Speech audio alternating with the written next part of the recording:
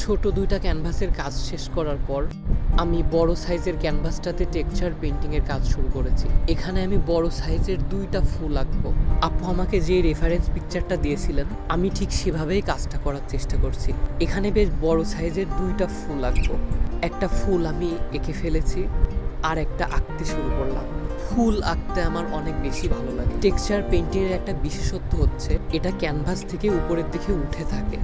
হাত দিলে এটা খুব ভালো বোঝা যায়, এমনকি এটা সামনে থেকে দেখলেই বোঝা যাবে।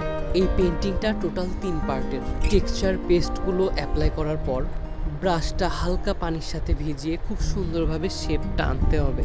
আমার টেক্সচার পেস্টগুলো ক্যানভাসে অ্যাপ্লাই করা প্রায় শেষের দিকে।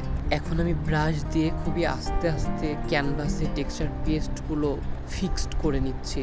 এটা যেহেতু একটা রেফারেন্স পিকচার থেকে আমাকে ক্লায়েন্ট আপু কাজটা করতে দিয়েছেন, আমি ঠিক সেভাবেই কাজটা করার চেষ্টা করছি।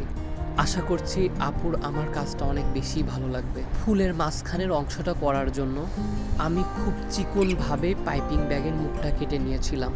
সেটা দিয়েই আমি খুবই আস্তে আস্তে চিকনভাবে কাজটা কমপ্লিট করেছি।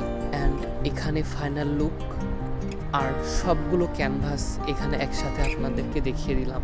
টেক্সচার পেস্টগুলো খুব ভালোভাবে ড্রাই হওয়ার পর আমি রঙের কাজটা শুরু করব। কালার অ্যাপ্লাই করার ভিডিও দেখতে চাইলে অবশ্যই কমেন্ট করে জানাবেন। ধন্যবাদ।